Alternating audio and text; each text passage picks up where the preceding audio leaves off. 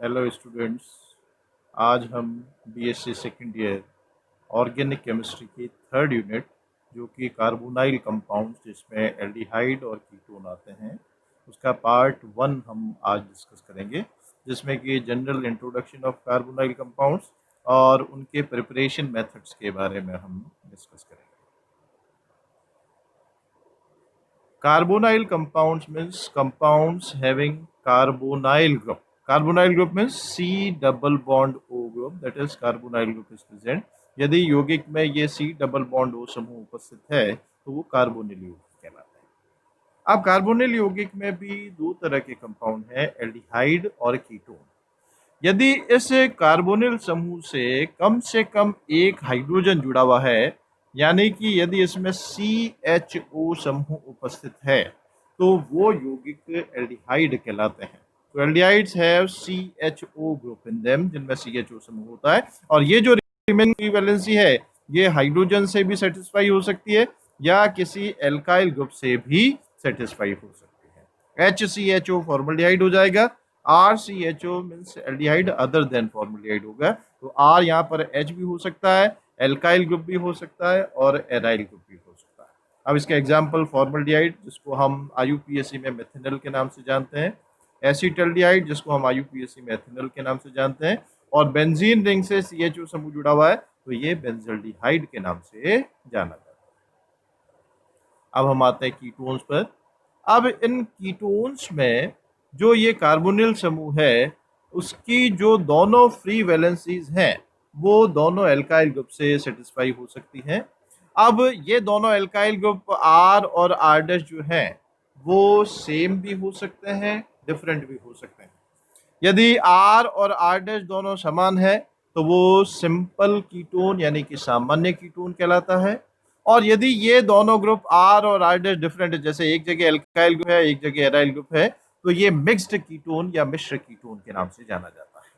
इसका सबसे simple example है एसीटोन, जिसको हम IUPAC में प्रोपेनॉन के नाम से भी जानते हैं।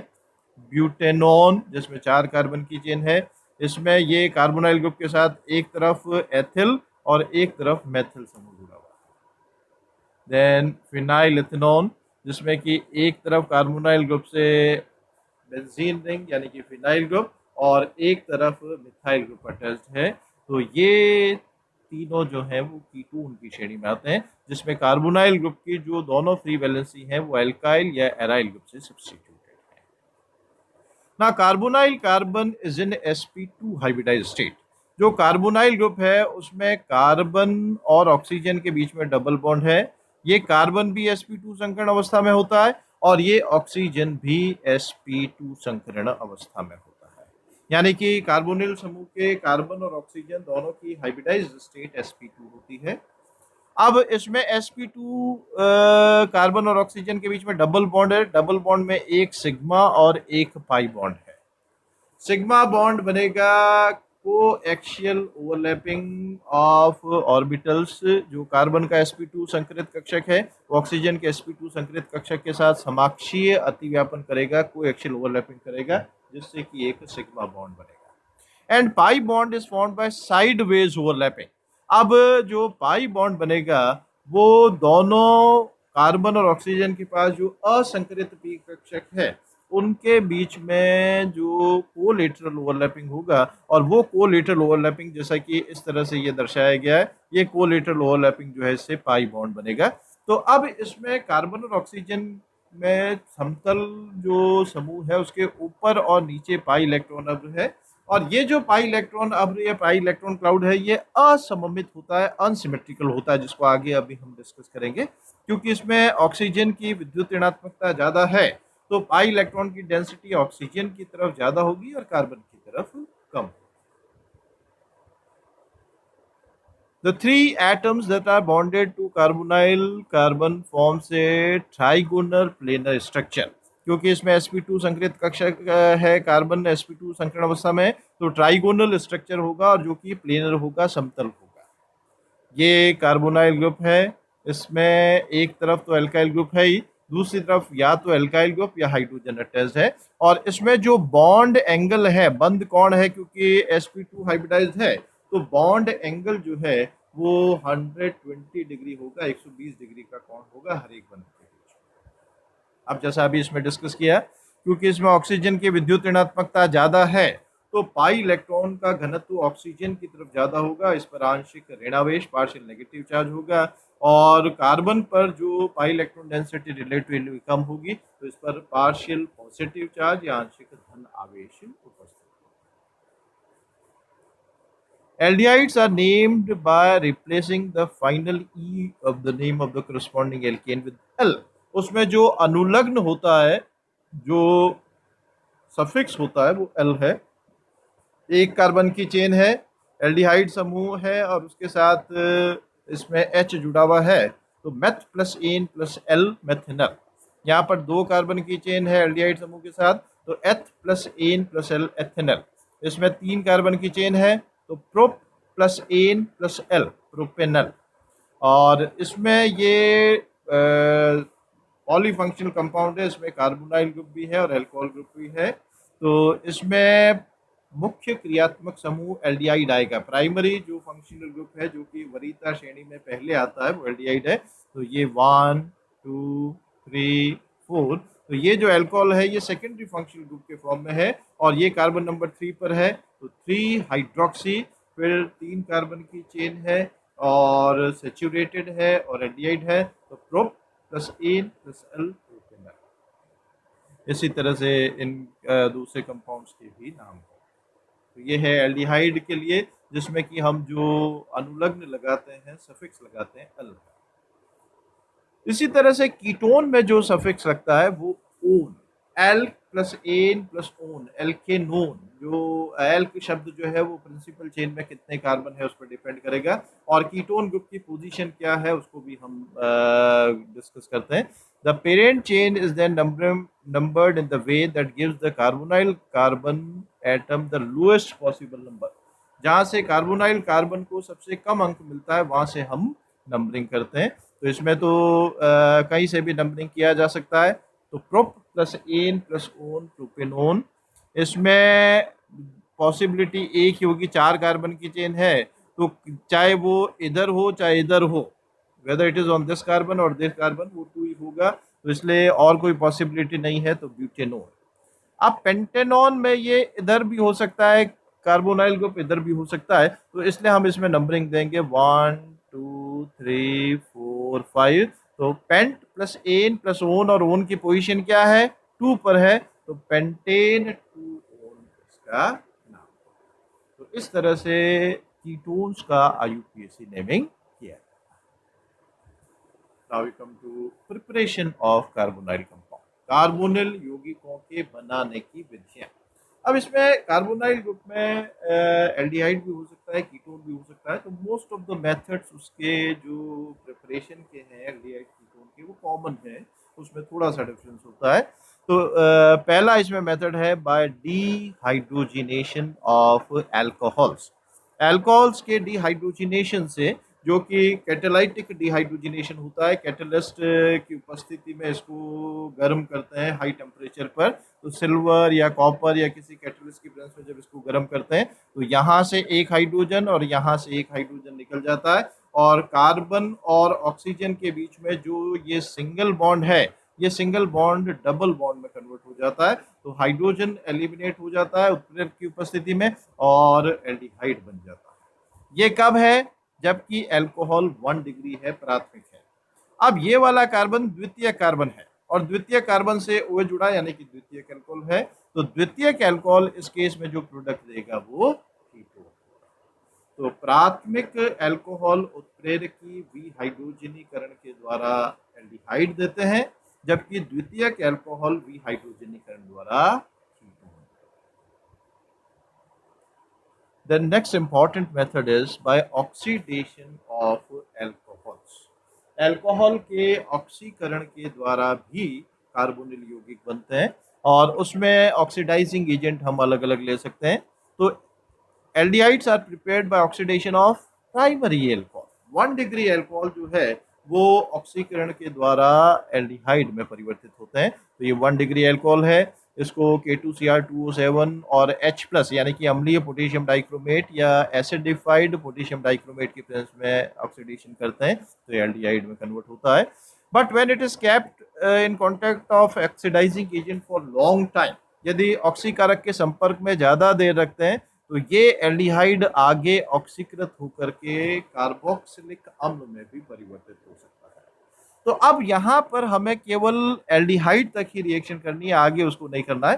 तो उसके लिए कंडीशन क्या है, या तो हम कोई दुर्बल ऑक्सीकारक का प्रयोग करते हैं, और दुर्बल ऑक्सीकारक क्या हो सकता है, CrO3 और पिरिडीन।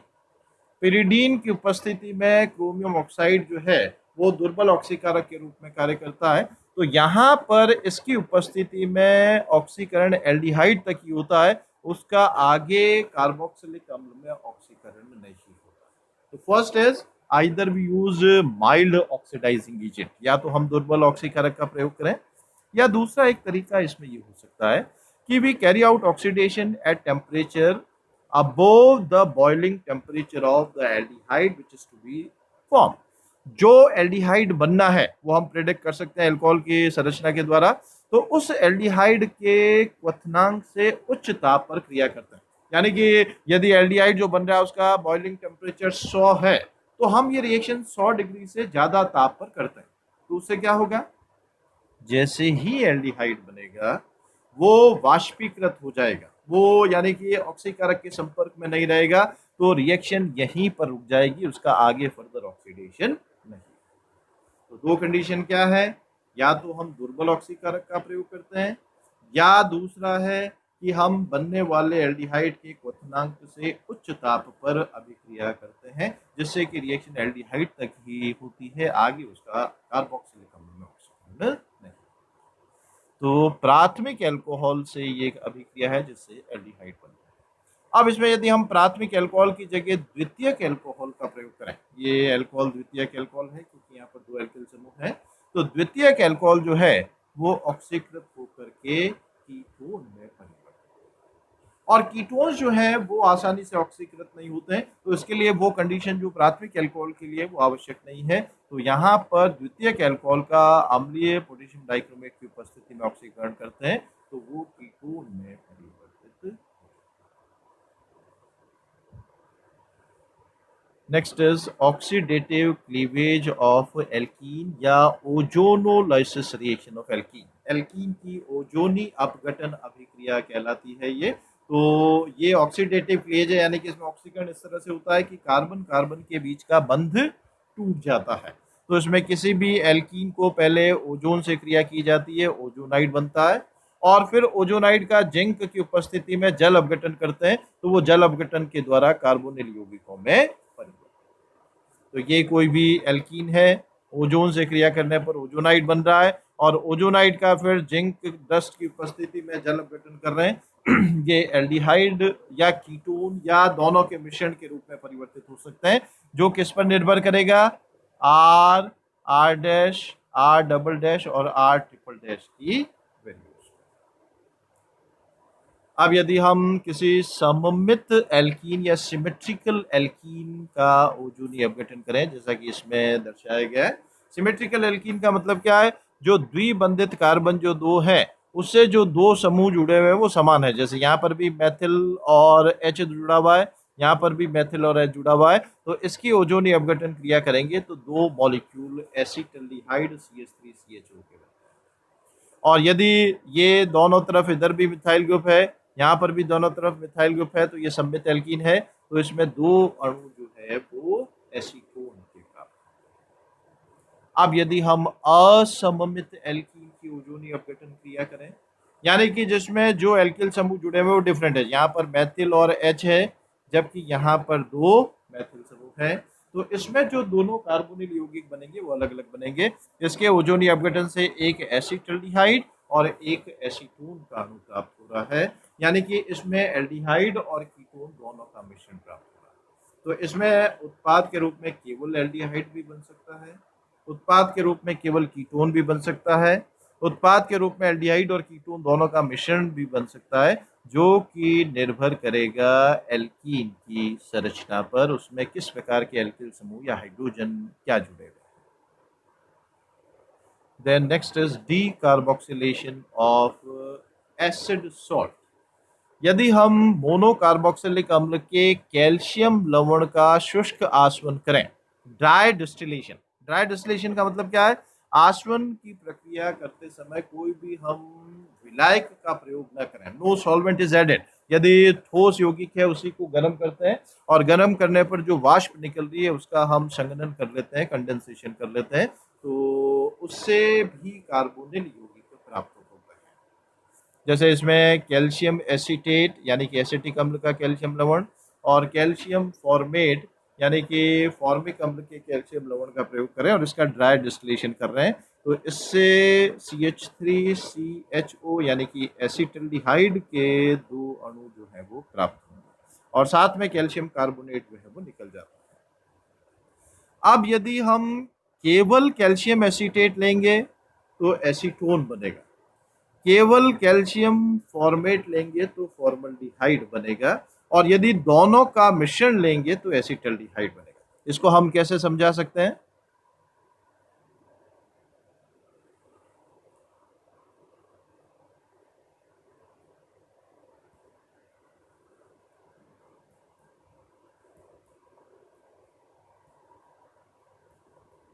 ये मोनोकार्बोक्सिलिक अम्ल का कैल्शियम लवण है, इसका ड्राई डिस्टिलेशन करें, इसको गर्म करें, तो यहाँ से CaCO3 कैल्शियम कार्बोनेट निकल जाता है और ये जो समूह है ये इस यहाँ पर एल्काइल ग्रुप के साथ अटैच होकर के कार्बोनिल यौगिक के रूप में परिवर्तित।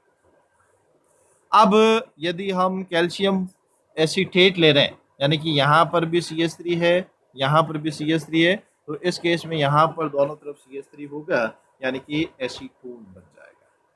अब यदि हम कैल्शियम फॉर्मेट ले रहे हैं यानी कि यहाँ पर दोनों जगह क्या है, H और H है, तो इधर भी दोनों जगह H और H होगा तो फॉर्मल्डिहाइड बन जाएगा। और यदि दोनों का मिश्रण ले रहे हैं कैल्शियम एसीटेट और कैल्शियम फॉर्मेट का, तो उस केस में जो प्रोडक्ट बनेगा वो एसीटल्डिहाइड। तो इस तरह से इसमें भी केवल एल्डिहाइड भी बन सकता है, केवल कीटोन भी बन सकता है, एल्डिहाइड और कीटोन दोनों का मिश्रण भी बन सकता है। इसी तरह से मोनोकार्बोक्सिलिक अम्ल को यदि हम गर्म करें, if monocarboxylic acid is heated in presence of MnO, suppose ये मोनोकार्बोक्सिलिक एसिड है, 2 मॉलिक्यूल मोनोकार्बोक्सिलिक एसिड के इसमें इंटरेक्ट करेंगे और MnO की उपस्थिति में यदि इसको हीट करें तो उसमें ये जो पार्ट है ये CO2 और वाटर के रूप में निकल जाएगा और ये RCOR के रूप में।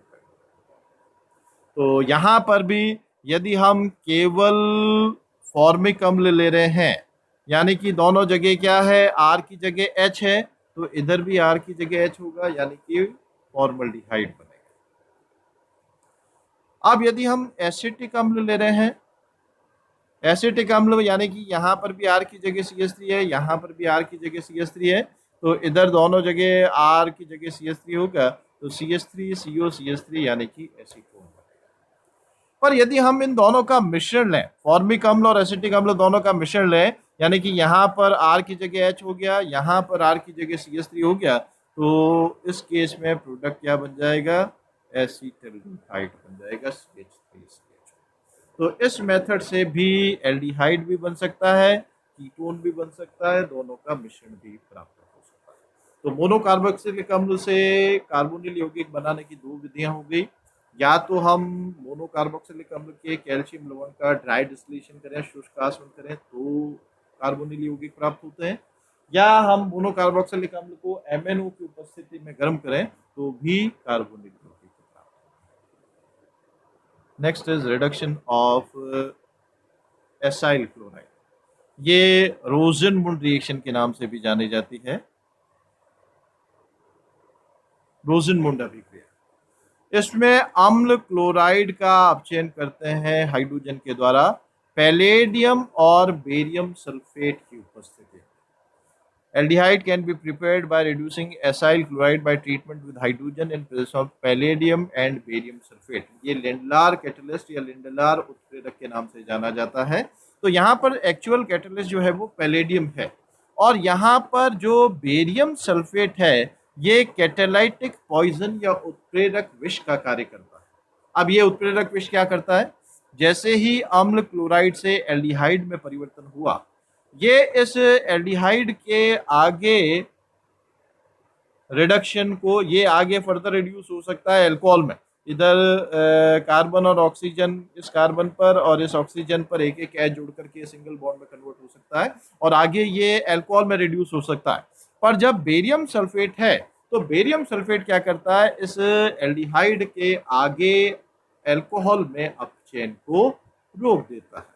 तो बेरियम सल्फेट यहाँ पर कैटालिटिक पॉइजन या उत्प्रेरक विष है जिससे कि अम्ल क्लोराइड जो है एल्डिहाइड में परिवर्तित होता है। अब यहाँ पर हमेशा H ही होगा, Cl की जगह H आ जाता है, तो इसलिए इस मेथड से केवल एल्डिहाइड ही प्राप्त किए जा सकते हैं, कीटोन इस मेथड से प्राप्त नहीं किए जा सकते हैं और ये अभिक्रिया रोसेनमुंड अभिक्रिया के नाम से। Next is catalytic hydration of alkynes. Alkyne के उत्प्रेरकी जल योजन के द्वारा जो कि HgSO4 की उपस्थिति में तनु H2SO4 की क्रिया के द्वारा होता है। कोई भी एल्काइन है जिसमें कार्बन कार्बन के बीच में ट्रिपल बॉन्ड है, इसका HgSO4 मर्क्यूरिक सल्फेट की उपस्थिति में तनु सल्फ्यूरिक अम्ल के साथ क्रिया करते हैं। तो इसमें बेसिकली ओवरऑल रिएक्शन में एक जल के अणु का योग होता है, overall addition of a water molecule takes place. यहाँ पर इस कार्बन पर OH और इस कार्बन पर H जुड़ जाता है और ये ट्रिपल बॉन्ड जो है वो डबल बॉन्ड में कन्वर्ट हो जाता है। तो यहाँ OH जुड़ गया, यहाँ H जुड़ गया, ट्रिपल बॉन्ड डबल बॉन्ड में कन्वर्ट हो गया। अब जब भी डबल बॉन्डेड कार्बन से OH जुड़ा हुआ होता है तो वो अस्थायी होता है और उसमें कीटोइनॉल चलावयवता होती है। ये H यहाँ से यहाँ पर चला जाएगा, ये डबल बॉन्ड यहाँ से यहाँ पर आ जाएगा, तो ये फाइनली फिर एसीटोन में परिवर्तित हो जाएगा। तो यदि हम प्रोपाइन काम में ले रहे हैं तो प्रोपाइन के जल योजन से जो अंतिम उत्पाद प्राप्त होता है वो एसीटोन। अब यदि हम एथाइन हम ले रहे हैं, एसिटिलीन ले रहे हैं और उसका जल योजन क्रिया हाइड्रेशन रिएक्शन करा रहे हैं उत्प्रेरक HgSO4 की उपस्थिति में, तो उस केस में जो उत्पाद बनेगा वो एसीटल्डिहाइड होगा। यानी कि इस एल्काइन के जल योजन की क्रिया के द्वारा भी एल्डिहाइड और कीटोन दोनों प्राप्त किए जा सकते हैं। तो ये कुछ इम्पॉर्टेंट मेथड्स हैं एल्डिहाइड कीटोन प्रिपेयर करने के। इसमें कुछ और मेथड हैं जो कि अब हम इसके पार्ट 2 में डिस्कस करेंगे। Thank you.